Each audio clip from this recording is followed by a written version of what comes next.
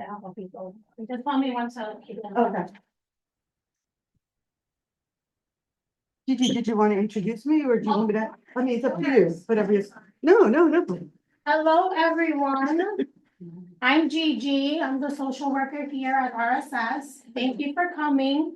So I have Kim Lerner, who's here. She's from LiveOn.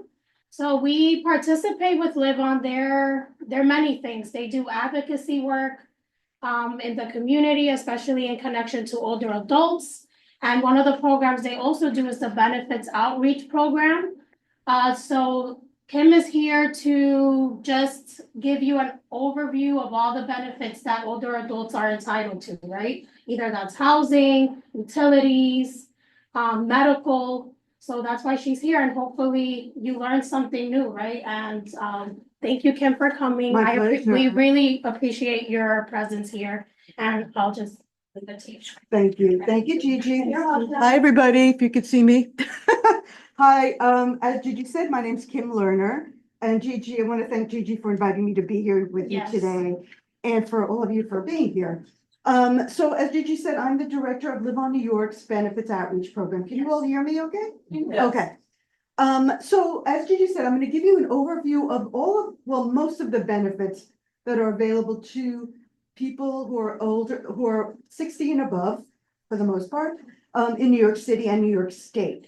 So I'm going to tell you what the benefits do, what the eligibility criteria is, and also a little bit about the application process. And please feel free to ask any questions you may have. And just before we begin, I just want to say, if you may not be eligible for some of these benefits, please feel free, and I encourage you to provide this information to your friends or family who you think may benefit from it. Next slide. So first, just a little bit about LiveOn New York, because I have a feeling many people are not familiar with us.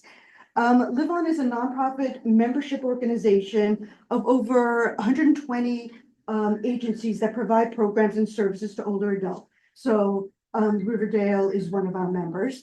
And our members include older adult centers, NORCs, case management agencies, home delivered meal providers, all the different programs and services and agencies that offer support to older adults in New York City.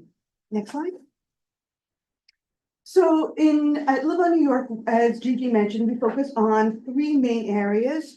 First is our policy and advocacy arm, where we advocate for sufficient funding for all of these programs and services in New York City that assist older adults. So that includes advocating for affordable housing, making sure that there's sufficient funding for benefits, and that the eligibility criteria is fair, and that there's adequate access to those benefits.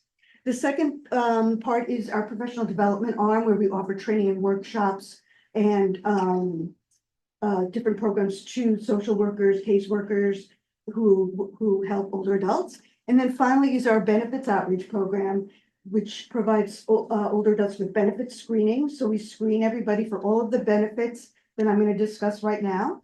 And we assist them in applying. And I'm going to talk more about how we do that in a little bit.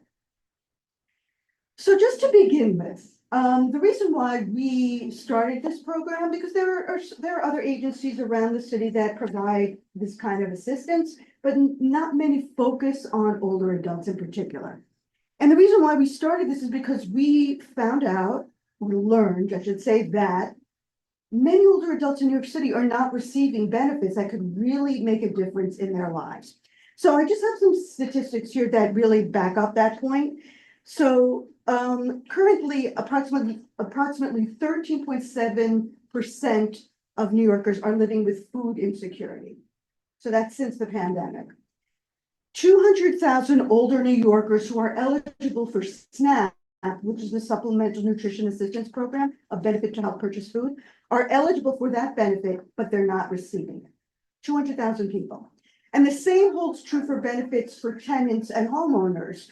There's a huge percentage, 55% of people who are not getting benefits like SCREE, which is the benefit that freezes your rent if you're 62 and older. So just from these two benefits alone, hundreds of thousands of people are not receiving these benefits. So next screen, next slide. So the question is, why is that happening? And of course, the first one is many people are just not familiar with these benefits. The second one is really important, and that are the misconceptions that many people have in the community about these benefits. And we're going to touch on those that really prevent people from applying when they could really be helped. The third, which we're not going to touch on much, but is the embarrassment that people sometimes have about applying for benefits. And at LiveOn, we go out in the community and we try to address that discomfort so that people will feel more comfortable about applying. And then the fourth, of course, is the difficult application process, no doubt. Next slide. So regarding the misconceptions, I just wanted to touch on a few that maybe you've heard. So the big one that we hear a lot is that people think that, for example, if they're receiving $200 in SNAP benefits, again, that's the benefit to purchase food, they're taking $200 in SNAP away from somebody else. And that's not true. There is sufficient funding for everybody who's eligible for SNAP to receive it. And that holds true with most of the other benefits as well. So you're not taking anything away from somebody else. Also, many people think that they can't own a home, an apartment, a house, or a car and still be eligible for benefits. And that's also not true. For all of these benefits, you can be a homeowner and you can have a car. You can have money in the bank as well and still be eligible. And the other misconception, which I hear automatically, is people automatically think that their income is too high. And so they never even try to be screened for these benefits to find out if they're eligible. They just assume their income's too high.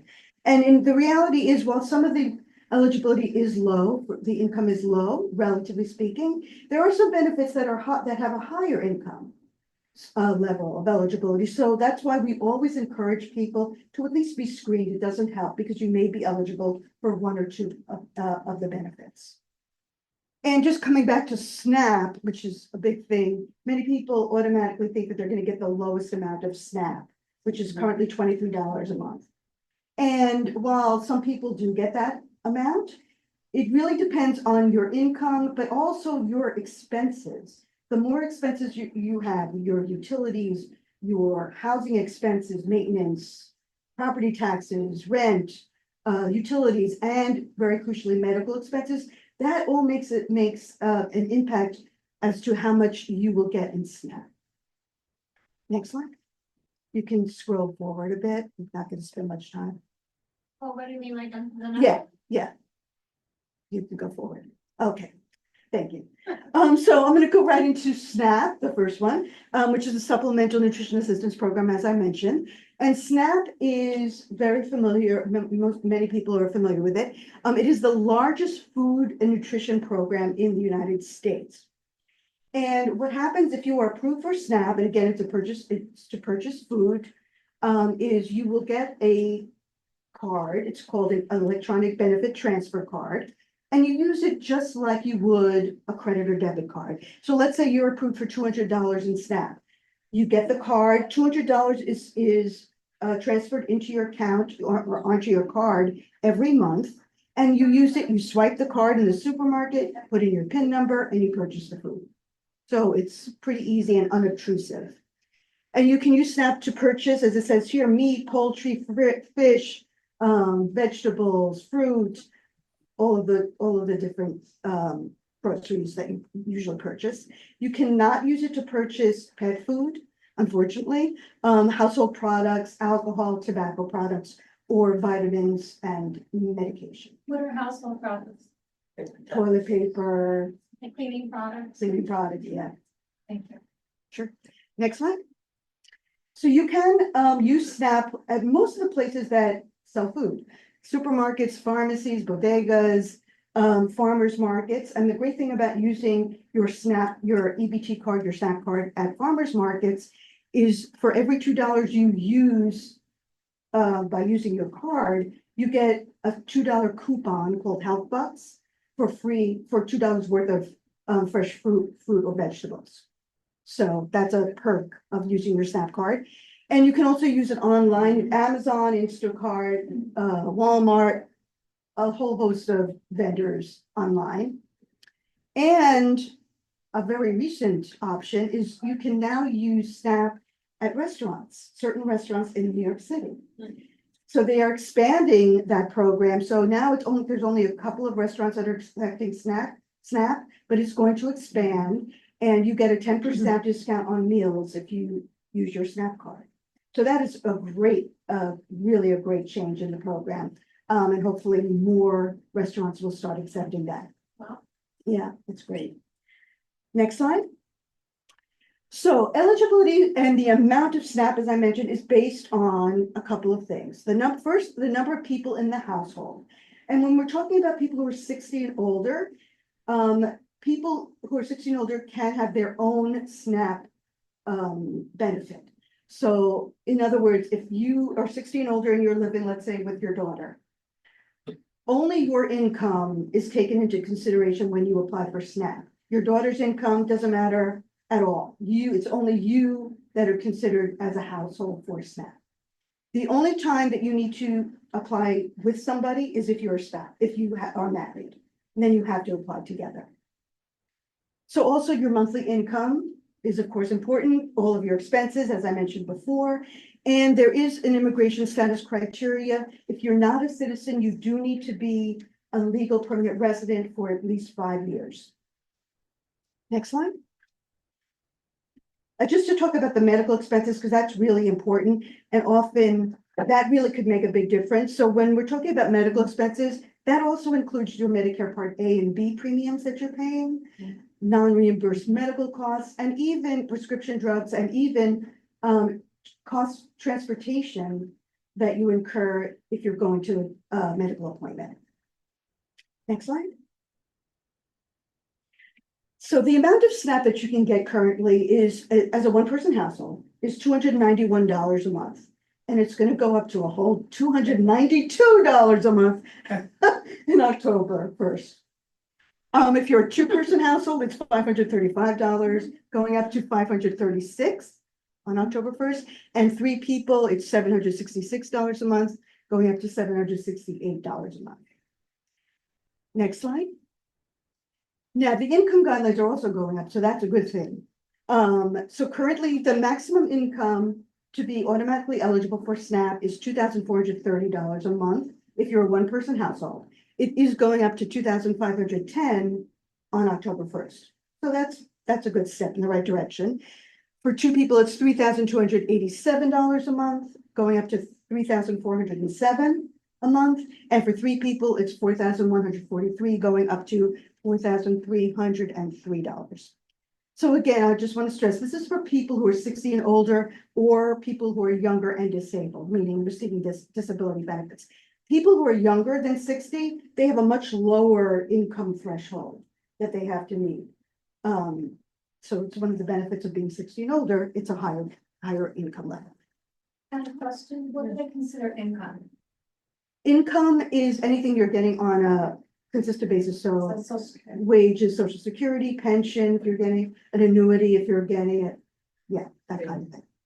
Question, so if someone is living in the household, they're not married, that's you know, a sibling, for example, and they're 60-year-old or however, the other person in the household is has more income or whatever, but it's based on that one person's Just the applicant. income. Okay, Yeah. And again, that's only if you're 60 and older. If you're Yes. younger, that wouldn't be the case. no, Yeah, Can I ask a question? sure. I'm a little confused by the asterisk as of October 1. If the household is at the above or under, they're eligible for SNAP, no matter how much they have in resources. Right. So if you are at this income level Right. or under, you are automatically eligible for SNAP. Doesn't matter how much money you have in the bank. Oh, the above or under. I was Yeah. like above it and under. Oh, And I'm like, that's no. confusing. Okay. Sorry. Yeah, so you are automatically eligible for SNAP. You do not need to show what's in your bank, what's any of your resources. You're automatically eligible for some amount of SNAP. Yeah. Next slide. So again, no resource test. Now, if you are over by a little amount, let's say your income is 25,500, I don't know, 22,550, let's say. You still may be eligible for SNAP, but that is when they will look at your resources, if you're over SNAP, over the maximum level. And as you can see here, if you're 16 older or receiving a disability, the maximum amount of resources is going to increase to 4,500. Now, that doesn't include your house, that doesn't include your car. It probably doesn't include some of your other resources, but your bank accounts, your retirement, but those are included. Next slide. So there's three parts really to applying for SNAP. There's the application, which is pretty simple. It's only one page front and back. And then there's the supporting documentation, which we'll go over. And then there's the phone interview, and you just need to complete a phone interview with the Human Resources Administration just to confirm all the information, if all the information they have is correct. So the documentation, for the most part, the required documentation are IDs of the people who are applying. Again, the immigration status, if you're not a citizen, your proof of your residence, your monthly income, any of your expenses, your housing expenses, your utilities, and your medical expenses. So as I mentioned, Human Resources is the agency that administers SNAP in New York City. So you can apply in many different ways. There is a portal online, Access HRA, where you can apply online. You can also mail or fax it or go to the center. And honestly, that's probably not the best way to go. Only because if you do it by fax or mail, things get lost often. And I don't recommend going to the center because there's a wait. So applying online is probably the best way. Or of course, you can ask somebody here to assist you. I'm sure they will. And or you can, of course, reach out to me as well if you need assistance. So it takes up to 30 days for determination to be made. And once you are receiving SNAP, you do need to recertify it every 2 to 3 years, depending on your financial situation. And by recertifying, I mean you just need to provide documentation of your current income and your expenses. Next slide. And I just wanted to mention another thing, just to put it on your radar, because I'm sure you've heard about it, the EBT skimming, this SNAP theft that's been going on. There are ways to get reimbursed on a limited basis for those benefits. And unfortunately, that is ending September 30th. So just to be aware, just be very careful when you use your card, if you get SNAP, just to be careful of like you would with any credit or debit card, just be careful. Wait, I'm sorry. So they're getting rid of the EBT Edge? No, they're not getting rid of the EBT Edge because that's where you can find out Yeah, like your the account transactions. information, right? What they're unfortunately, and this is a federal thing, as of September 30th, they're not going to reimburse any theft that occurs after September 30th. As of now, hopefully that will change, but yeah. Thank you. Yeah. Okay, you skip this. Any questions about SNAP? Any questions? Oh. Oh, I don't know. Wait, I have a question. Yes, Can two people in the same household apply? Like, let's say you live with a roommate that's not related to you, she's just a roommate or another tenant in the home. Can we both apply? you could, but I don't know if it would be as advantageous. I mean, is one of them 16 older? More than likely, yeah. Yeah, I mean, yes, you could, but sometimes it's better to apply separately because it could make a difference in how much you're getting. So it's really but you can, yes. Okay. Yeah, well, it looks like the speaker still is missing. Just give me one second.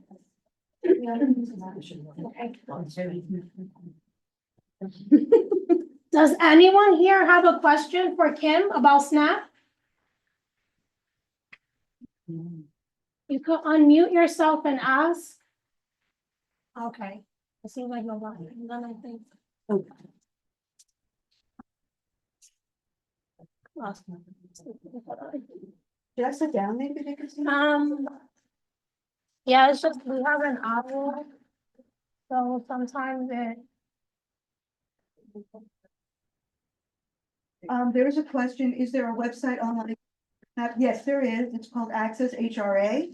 If you just Google Access HRA, you'll see it come up. And you'll need to create an account and you'll be able to apply using that. Gigi, we left it the other way. Oh, really? No, yeah, I'm gonna take it out. I Sorry. know exactly how you feel. Okay, I think since it's just the That's okay. PowerPoint, it should be fine. As long as Okay. they can hear you. It's okay. Okay. It's okay. It's my first time monitoring. Too, so I'm like learning lessons here. So the next benefits I'm gonna talk to you about are assist with utilities. And the first one is the Home Energy Assistance Program. Next slide. Yeah. So the Home Energy Assistance Program is also known as HEAP. And HEAP is a one-time grant towards your utility expenses. So that could be your Con Edison or your National Grid, or if you're a homeowner and you pay for fuel, it can assist with that as well. And there are several different benefits available throughout the year. In November, most likely November, it may be late October, the regular HEAP benefit begins or becomes available. And again, that's a one-time grant towards your utility. Then in January, the emergency HEAP program opens, and that is for people who have fallen behind in their utility bills or they're in danger of having them turned off. So that can be a big chunk of a grant, a couple of $100 towards those bills or that bill. And then usually around May or so, the cooling assistance program opens, and that offers a free air conditioner or fan for people who don't already have.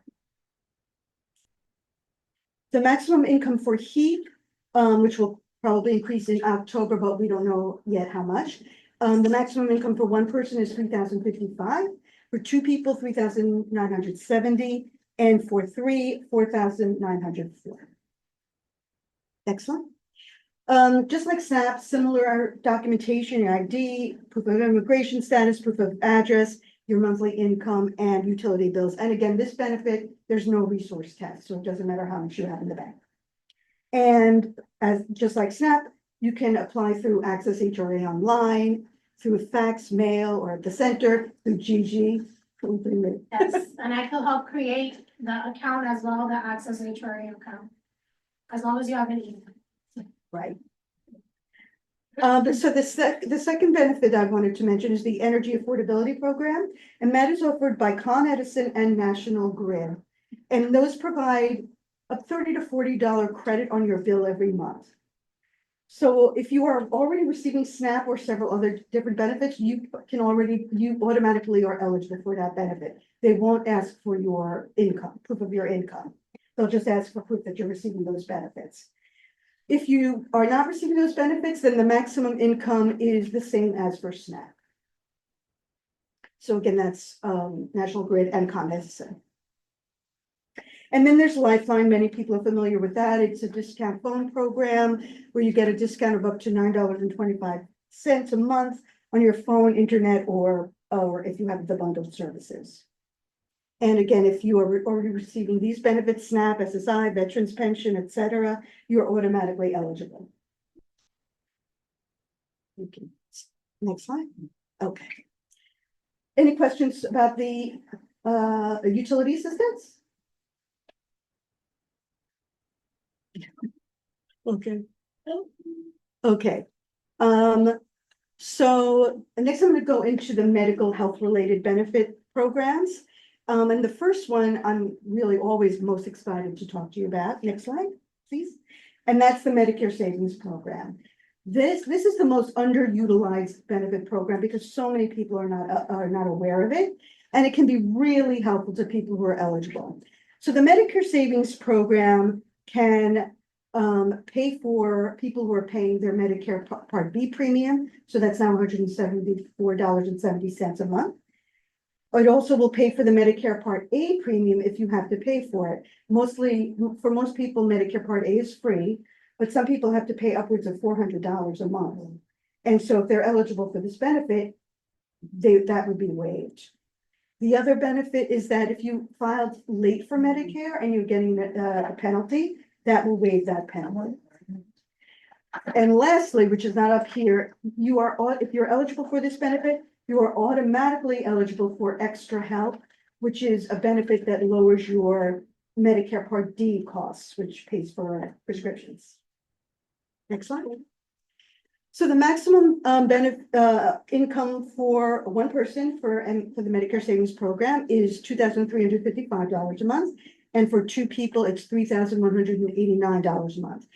Now, I want to pause here and say that this may seem low, but just to give you some perspective, 2 years ago, the maximum income for this was approximately $1,600. So at least we're going in the right direction. And there is no resource test. So again, they're not going to look at your resources. And it's a simple application. Very simple. It's like That's the one page. simplest, It's very yeah. simple. So yeah, so it's one page, and then the only documentation you need to provide is your ID, immigration status if you're not a citizen, proof of your residence, so that can just be your rent bill, property tax, whatever, shows your address, your Medicare card, and your monthly income. And again, same with SNAP, you can apply through Access HRA, etc. You guys know the drill. Okay, any questions about Medicare Savings Program? See it like. Where they were. Oh.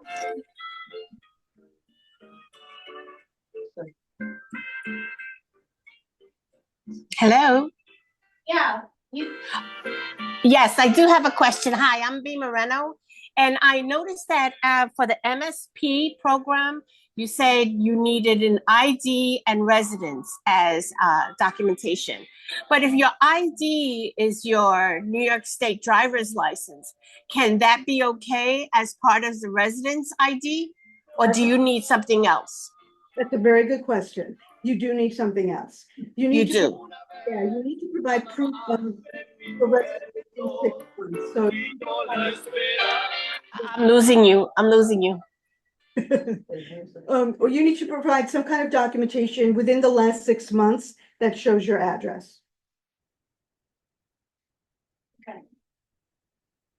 all right, anyone else? Someone has a question about the website for like Yeah. Snap Online. I answered that. Oh, Yeah. Any questions here? Okay. Okay, so next is Medicaid, and I'm sure you're all familiar with Medicaid. It's health insurance. And there's 2 ways in New York State where you can apply for Medicaid depending on the population that you fall into. Back in 2014, when the Affordable Care Act was enacted, New York City expanded the Medicaid eligibility. So now there's two ways you can apply. The first, if you are an adult 19 years old through 64 years old, you would apply through the Department of Health through what's called the marketplace. And you probably have heard that term. Also, if you're a child, infant, pregnant, or a caregiver or parent. So you would apply through the Department of Health. The Medicaid that I'm going to focus on now is for people who are 65 and older, people who are disabled, meaning they're receiving Social Security disability of some kind, or certified blind. And people in that category would apply for Medicaid through the Human Resources Administration. Next slide. So there's 3 different types of coverage for Medicaid. The first is commonly known as straight Medicaid or community Medicaid, and that is your basic coverage. Outpatient services, some dental, some vision, some prescriptions. So that's the basic coverage. Then the next is community-based coverage with long-term care, and that is for people who need home care or limited rehab services or an adult day program. If you need those services or want those services, that is the type of Medicaid you would need. And then finally, there's nursing home Medicaid, also known as institutional Medicaid, and that is for people who need to be in a nursing home for an extended period of time. So the maximum income level is $1,732 a month for one person. For 2 people, it's $2,351 a month. This is the one benefit where there is a resource test. And the resource limit for one person is 31,175, and for two people, it's 42,312. Again, just some perspective. 2 years ago, the maximum income was 945. So again, we're getting somewhere. Next slide. So again, when we're talking about income, it's wages, social security, pension, dividends, any interest you may be receiving. And resources include cash, all bank accounts, stocks, bonds, IRAs, CDs, cash value of your life insurance and policy, life insurance policies and burial plans. Now, if you are receiving, if you have an IRA, they only count it as a resource if you do not if you're not receiving payments from that IRA. If you are receiving payments, it's no longer considered a resource, but it is considered part of your income because you're receiving payments. You can own a car, again, as we talked, you can own a house. You can only own one house. If you have a second residence, that is considered a resource. And there is a limit on the home equity that you can have in your house, and that is currently 1,071,000. And even if you are over that equity limit, we always recommend that you talk to an elder attorney because they have ways of doing magic with resources, and maybe they'll give you some assistance in that area. So even if you are over income for Medicaid, so if you're one person and your income is over 1,732, there is a way you can still receive Medicaid coverage. And that is through the Medicaid Spend Down program. So the Medicaid Spend Down, the spend down is the amount that you are over income for Medicaid. So as you see in this example, let's say your income is 2,732.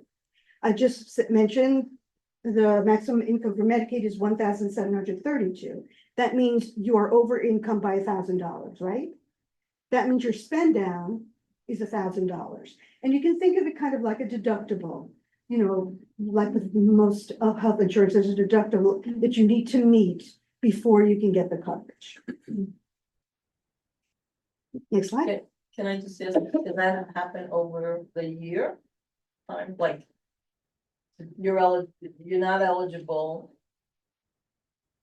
or you in the program, and then you're spending down that $1,000 over the year, and then that kicks in So that would be per month. per month? Yes, per month.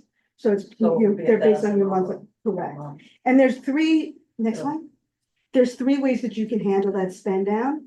Of course, you can pay the spend down, which you don't want to do. The second option is to pay medical bills or provide proof of medical bills that you have that total $1,000 of that spend down each month that you want Medicaid. So all you do is fax those bills to HRA once you're approved for Medicaid, and that will provide you with the coverage as long as it meets that spend down, that deductible. And finally, there's the third option, which I'm not going to go into too much detail with because it's complicated, but it is to set up a pooled income trust. And that allows the trust allows your excess income, that $1,000 in this scenario, to be sheltered. So it is no longer considered part of your income for Medicaid. This is for Medicaid specifically. Now, pooled income trusts are administered by a number of agencies, nonprofits across New York State. So you need to choose the appropriate organization for you. They have a different fee schedule. And then what happens once you're approved for Medicaid, just to give you an overview, I hope this makes sense. Let's say your $2,372 is deposited into your bank account every month, the Social Security, pension, whatever. Then that $1,000 that you're over income will be transferred to the pooled income trust every month. And that $1,000 is no longer thought of as part of your income. It's sheltered. But the great thing about the trust is that you can use it, the money that's in the trust, to pay your living expenses. Your rent, your maintenance, your car payments, trips, whatever it may be. You can use that money, so you're not losing it, but it is no longer considered part of your income for Medicaid. Does that make sense? No. Well, No? No, just Does that make sense? I mean, What- so what's the catch? Yeah. What's the catch? Gigi. It's true. Okay. It's good to be true. There's gotta be a way. Okay, So so what's the, the catch? Like you There is- protect your money, right, then you're able to use it for living expenses, but I feel like there's something missing. I Why was do you have trying- to bring to another account to do that? You know what I mean? well, the pooled income trust is a cap, isn't a Does cap. Medicaid get it? Yeah, Like if you were to pass away, do they? that's the That's catch. Uh-huh. Okay. So it is always a good idea to use up, I mean, who knows, if you can plan, to use up what's in the trust. Because if there's a balance in the trust and you pass away, it goes to the nonprofit that has been administering the trust. It cannot go to your beneficiary. Mhm. So that is the catch. Is the trust interest bearing? No, Can you define what's interest bearing Not making any money on for it. anybody that doesn't know? you're acting like I know. No, you mean, does it earn interest like a bank account, correct? I'm assuming that's what. Yes, that's what I meant. No, it is not that kind of account. It is your money, whatever you put in there is in there and it doesn't increase in value. But it enables people who are over income, and many times this is used for people who need home care. And the only way to afford home care for most people, or for many people, is Medicaid because it's so darn expensive. So that's why the pooled income trust was created. Is that any more clearer? Just one more. Sure. of One more course. clarification, so you said a nonprofit is the one that manages it, so like, let's say you wanna have access to some funds, are they the ones that direct all of that, like you have to ask permission from them and then they? Not permission. Definitely not permission. You are running the show. I mean, you tell them what you want to use that money for. Okay. So for example, you say, okay, I want every month, I want that $1,000 to go to my maintenance. They will write the check and pay, or electronically pay your maintenance to your landlord or management company. So you direct it, but the checks or the payments have to come from that organization because it needs to come from that trust. Thank you. Good questions. Any other questions? Did I make it any clearer? Yes. Yeah? Yes. Yeah, I know, it is, No, I mean, even for makes me, sense. no matter how many times I hear it, it's still. Okay, so now if you are married and only one of you needs Medicaid, and if you applied together for Medicaid, you'd be over income, or you'd have too high assets, you and your spouse can apply for what's called spousal refusal. And that is a form that you both would sign. The spouse who is not applying would basically says, I am not responsible for my spouse's medical bills. She's on her own, but she or he is on their own. So that is very advantageous, but you really need to be very honest on those forms because they can come after you, the spouse, if they've been fudging the numbers, so to speak. So just a warning on that.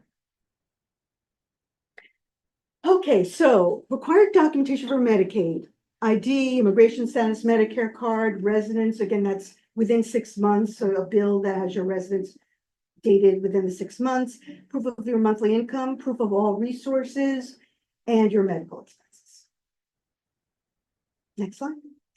You can apply through Access HRA.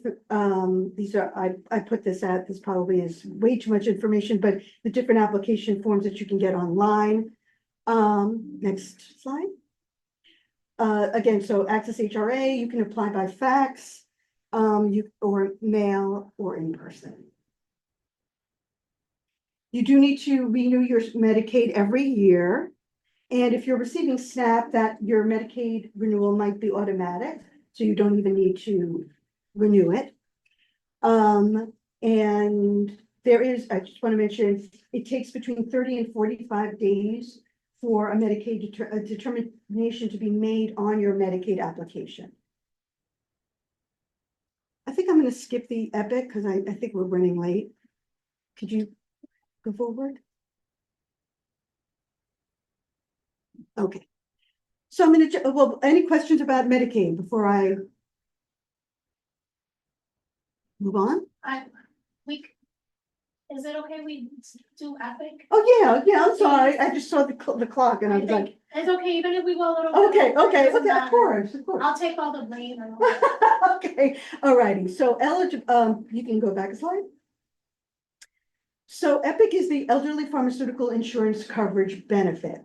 And it offers supplemental prescription coverage to low and moderate income Medicare Part D beneficiaries who are 65 and over. And it reduces the cost of your Medicare Part D and your prescription costs.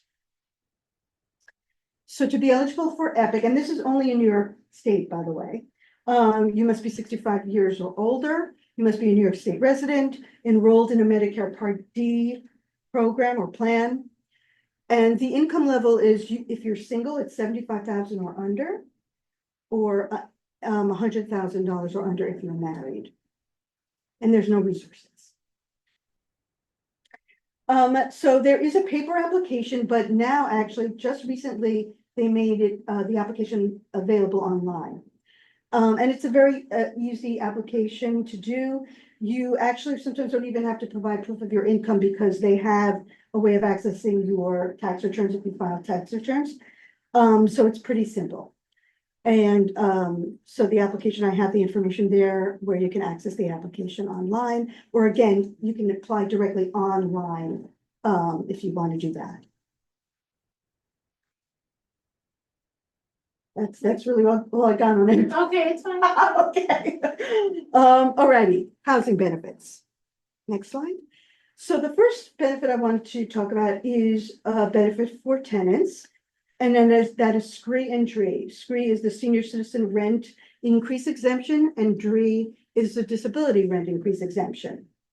And it is also known as New York City's rent freeze program. And what happens is SCREE and DREE will freeze the rent or maintenance for tenants who are 62 and older, or tenants who are disabled, and who also live in certain types of apartments, which I'll go over in a second. Next slide. The thing to remember about this is that many times clients come to us and they don't want to apply for this benefit because they're afraid their landlord is going to lose money and get angry, etc. And the fact is that landlords do not lose money when people get SCREE or DREE. They receive a tax abatement. And by law, they must accept SCREE or DREE. That is law. So regarding SCREE, as I mentioned, you need to be 62 and older. And if you are in receipt of disability benefits and you're younger than 62, you can apply for DREE. You must live in a rent-stabilized, rent-controlled SRO, Mitchell-Lama, or HDFC co-op. And unlike all the other benefits that we've talked about, these benefits go by your income, your previous year's income. So if you applied now, they would ask you for your 2023 tax return. And so the maximum income for SCREE and DREE is $50,000 that's all household members, not counting boarders or roommates. The other criteria and the final criteria is that you must show that you're paying at least a third of your income towards the rent. So if your income is $1,500 a month, then you must show that you're paying at least $500 a month for rent. So if you're living in a rent stabilized apartment, just briefly, the documentation that you need to provide is your ID, the date of birth. If you're applying for DREE, it's proof of disability benefits, your current and previous year's leases, and again, proof of your income, your income tax, and your end of year statements. If you're living in a rent controlled apartment, and those tenants do not usually receive a lease, they usually receive a first lease and then they don't receive another one. They would have to provide their current and previous maximum allowable rent form, which is provided by their landlords, proof of previous year's income. Now, if you live in a Mitchell Llama or HDFC, Mitchell Llamas are co-ops. You are eligible for Scree. Again, ID with your date of birth. You need to show that you had a recent increase in your maintenance, your previous year's income. And you also need to provide proof of your current Social Security award letter for some reason. I'm not sure why, but they do require that. Excuse me, did you say what an HDFC is? HDFC is another type of co-op. It's owner, the tenants are owners. It's sort of self-administered. Owner, A shareholder, or share. it's like a regular co-op, right? Yeah, it's similar, but the tenants have a lot of say in the administration of it. Or the owners do. So income that is excluded for Scree, cash and inheritance, damages from a personal lawsuit, income tax refunds, IRA rollovers. Now, this is really important. Your withdrawals are not included as income. Only the interest that you receive on your IRA. So that's important. When, just asking, IRA, that includes pension, like a 401. 401, yeah.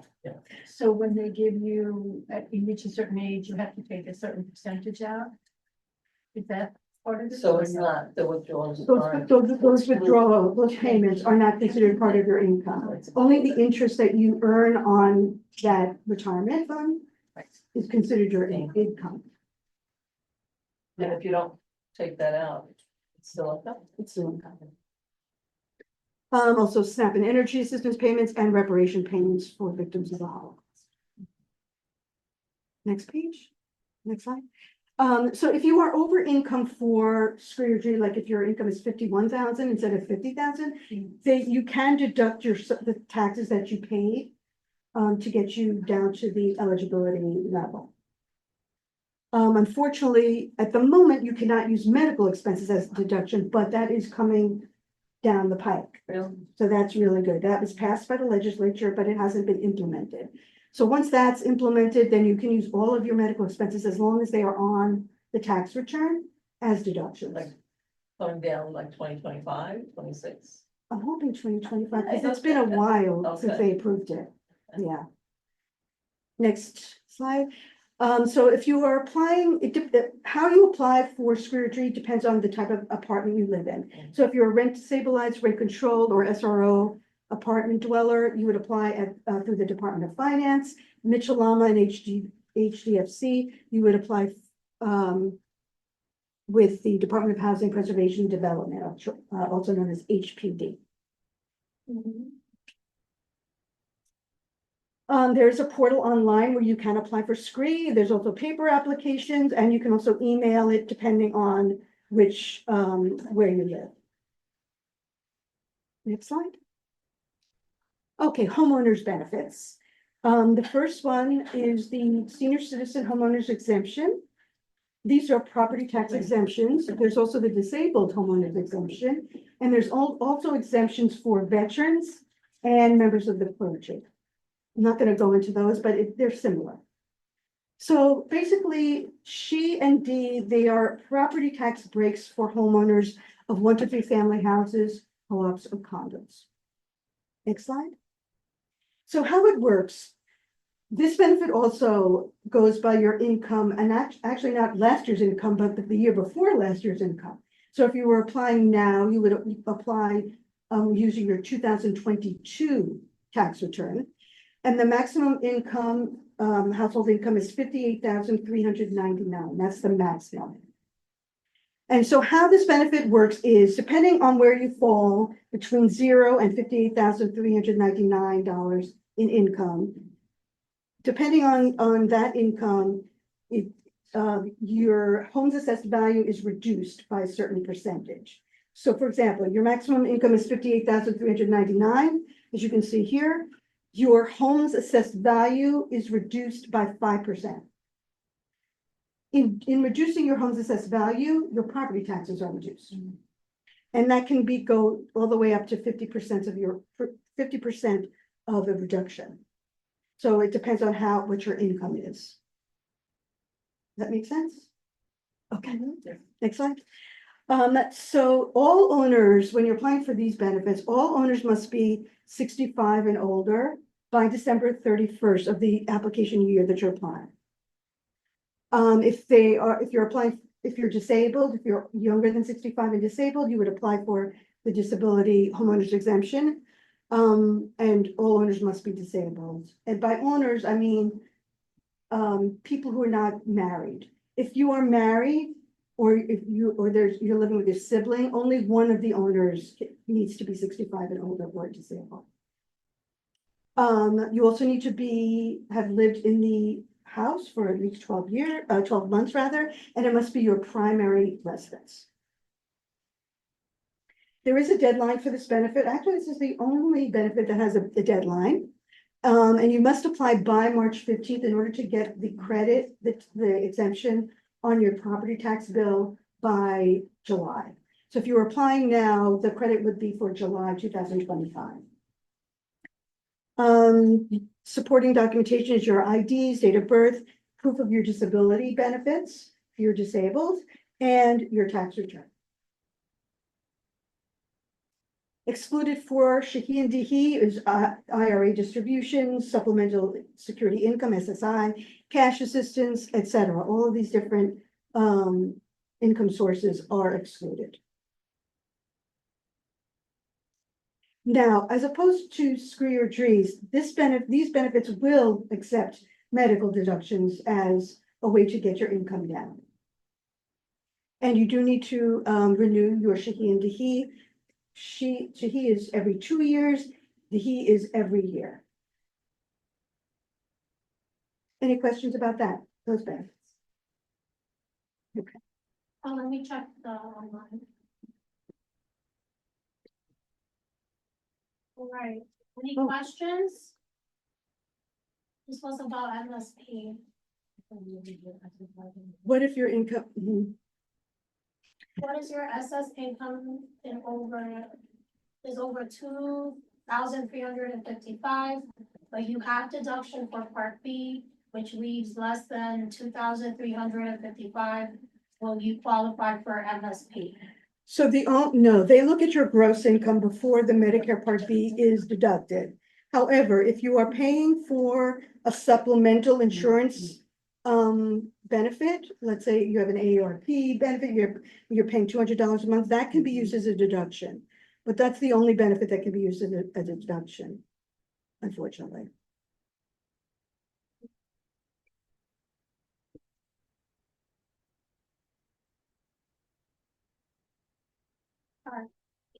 Okay, so next and second to last benefit that I'm going to talk about is STAR and Enhanced STAR. STAR, many of you may know, is the STAR is the School Tax Relief Assistance Program, and this is for homeowners. There is no age limit on regular STAR. There's two different types of STAR. There's Basic STAR and then there's Enhanced STAR. Basic STAR, there's no age limit. You have to own a home, 1 to 3 family house, condo or co-op, must be your primary residence.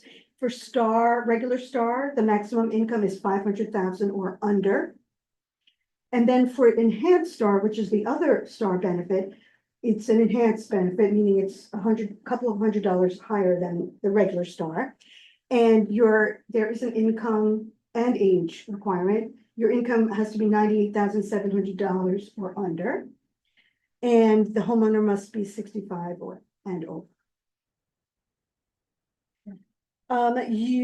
I just have some information. For the most part, people who are applying now will get a credit. And that means you would get a check as opposed to it showing up on your property tax. Or it would show up, but you would get a physical check. If you're receiving the exemption and you cannot really apply for the exemption now, that's being phased out unless you're already receiving it.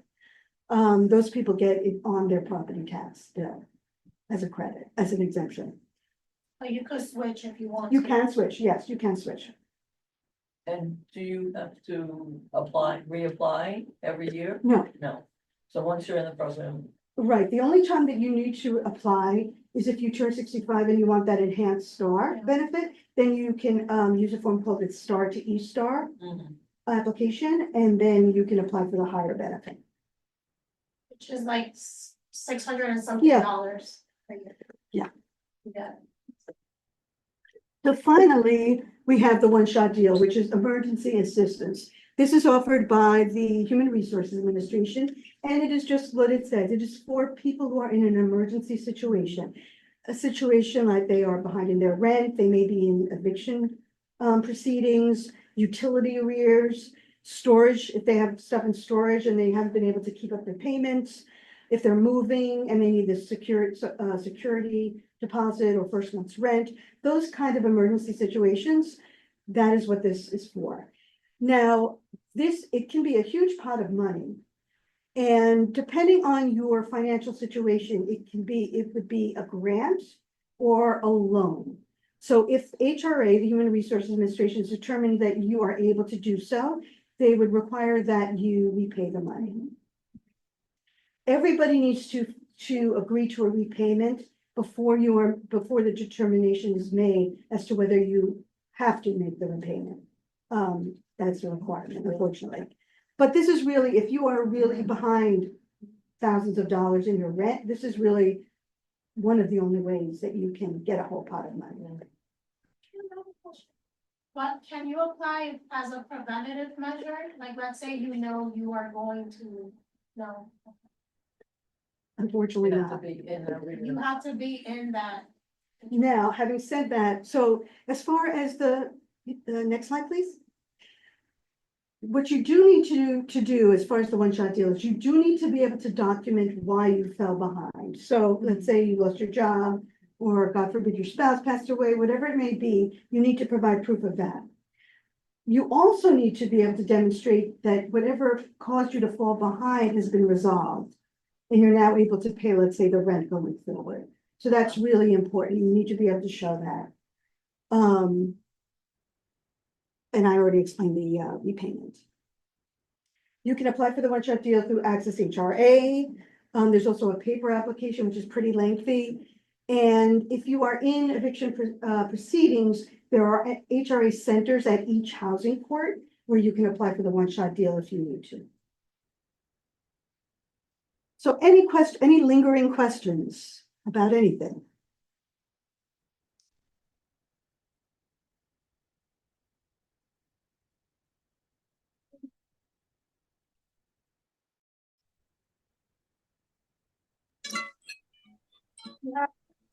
Hi, I'm sorry. I was trying to be Moreno again. I was trying to get the link for the STAR application online, but you're going too fast and I couldn't write it. Can you go back a couple of slides? Yeah, of course. And I can also make, if you want, I can make the slides available. Oh, that would be even better. Thank you. Thank you. What I can do, I'm going to give you my email, and if you want to email me, I can send Oh, them to you. fantastic. Thank you so much. Sure. So just a little bit about how LiveOn New York can help people apply for these benefits. So if people contact us, we will do a thorough screening for all of these different benefits. We'll carefully explain what the benefits do and assist in completing the application. And we will also help help the person compile documentation if there's difficulty doing that. We can make home visits. So if you know of anybody who's homebound, we can visit them in their home. And really crucially is we will support the applicant throughout the process, because invariably through this process, things go wrong. And so we really try to support the person to resolve any issues that come up. And you can reach us at 212-398-5045 and benefits at liveon-ny.org. And as you can see, there's my personal email and phone. So please feel free to reach out to me. If you have any questions, if somebody you know could use this information and could use assistance, please feel free to give them my information. And again, if you want the slides, feel free to reach out to me. And that's all I got. Thank you. Thank you. I hope it was helpful. Thank you, everybody. Thank you. Thank you. for the presentation. You're welcome. Thank you, Kim. Okay. Yeah. Alrighty, that is all for today. Thanks everyone for coming. I hope you learned something new and you were able to gain something too with this information. All right, Thank you, Gigi. all right, bye. Thanks. Bye.